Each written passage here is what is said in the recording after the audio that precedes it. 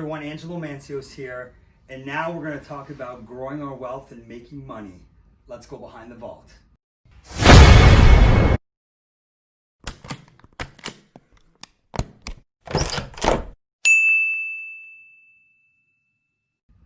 Okay, so the first part about growing our wealth. So now we've talked about defense, we've talked about budgeting. Now let's talk about growing that money, right? So we've owned up to how we spend our money. We've talked about the 10% rule and how we have to put some money away, and we've played our defense. So the 10% rule is super important, okay? It was made famous by David Chilton, the author of The Wealthy Barber. If you haven't read it, it's a very good read.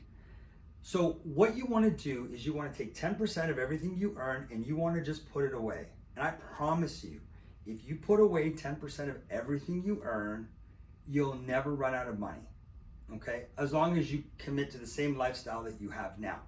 So you may not necessarily buy a Porsche at age 65 and travel the world, but guys, we've got clients that make $30,000, $40,000 a year and they're cruising through retirement. No problem, because we've set them up in such a way that they're earning the same income that they were earning during their working years because they saved. We have some clients that make $200,000, $300,000 a year, and it's a dog's breakfast because while they have a great income, they're spending like they have an even better income. Remember, it's never about what you make. It's always about what you keep and how you make that work for you. Okay, so let's get into some examples. Because here's the thing, it's one thing to make money on your money, but it's another thing to have the tax man take a big chunk of it. So one thing that I preach with my clients all the time is always look for ways to make non-taxable income. This is revenue that you can earn that is going to be favorably or not even taxed at all. Number one, the tax-free savings account, the greatest gift given to the Canadians after the crash of 2008. This is a vehicle where you can take after-tax dollars, fund this account, and any growth within that is tax-free.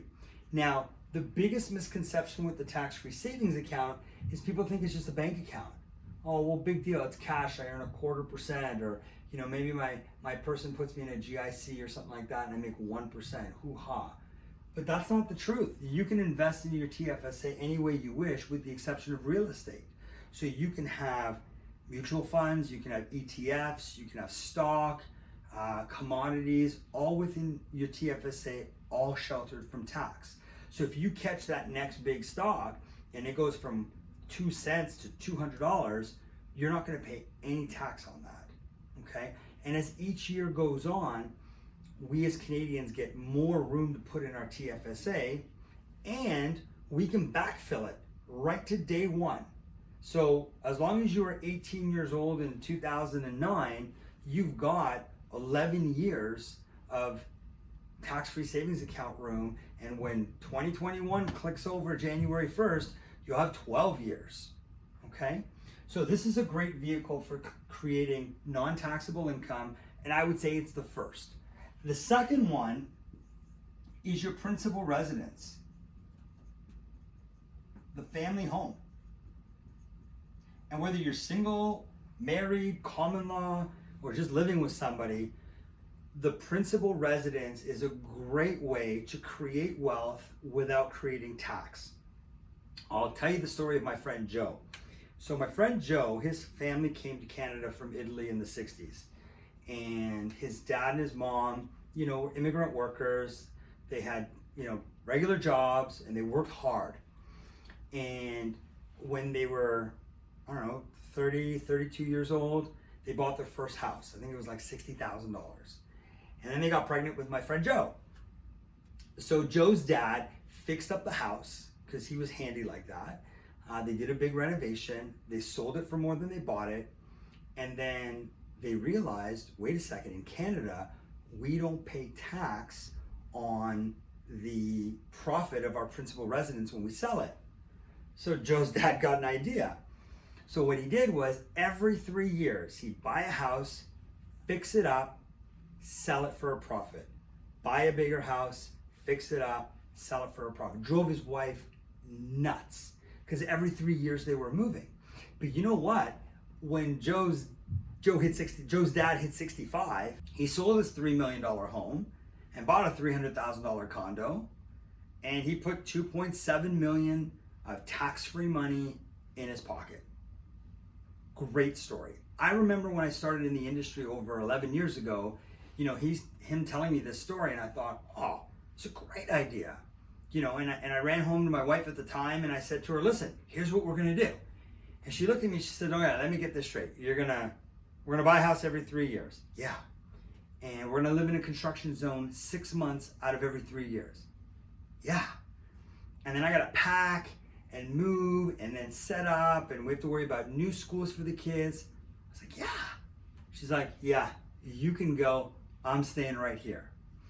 Now, the reason I tell this story is because while it works for Joe's dad and Joe's mom and Joe's family, it's not going to work for everybody, because not everybody is wired to be able to move every 3 years or live in a construction zone, or maybe doesn't have the skill set to do the renovations themselves.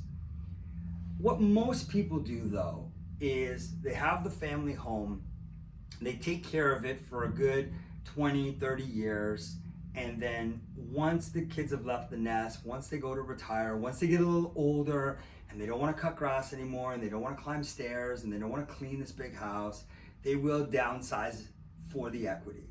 So they'll take they'll sell their $1 million home, they'll move into something half the cost, and they may not stay in the same area to do it. They may go a little south, they may go a little north, who knows? But then they'll take that profit, that equity, and they can invest that, and they can start living off that.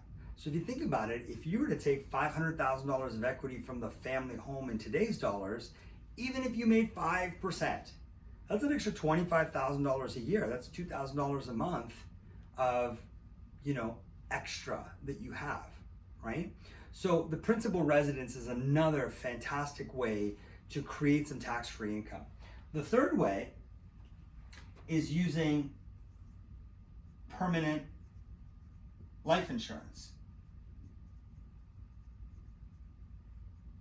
Now, permanent life insurance, and we're not going to get into too much detail about this today, but it's like a supercharged TFSA. You can overfund a life insurance policy. The investment dollars within the policy are tax sheltered, or they're sheltered from tax. And then upon death, those proceeds come out most of the time tax-free. And you can shelter investment dollars within an insurance policy, and then upon death, that money comes out virtually tax-free for the beneficiary. So in some circumstances, there's a little bit of tax. Again, we're not going to go into all the details. We're not getting down into the weeds today. This is more a general overview. But stay tuned, because we are going to do a deep dive into the tax-free savings account, the principal residence, and permanent life insurance. So the key when it comes to retirement is look at all the things that will create non-taxable income for you. Look at all the wealth building opportunities that are out there for you. And remember this, just because it sounds good, like my buddy Joe and the house and the renovation every 3 years, doesn't mean it'll be great for you. If an investment keeps you up at night, or if there's something about it that just doesn't feel good, walk away. Better to walk away and have your health than be up at night worried and concerned that you're in something that you may or may not understand, or may or not want it to be a part of, or it's really making you sweat. All right, you've been Behind the Vault. Hey, thanks for watching. Don't forget to like and comment down here, subscribe right there, and here's our next video. See you next time.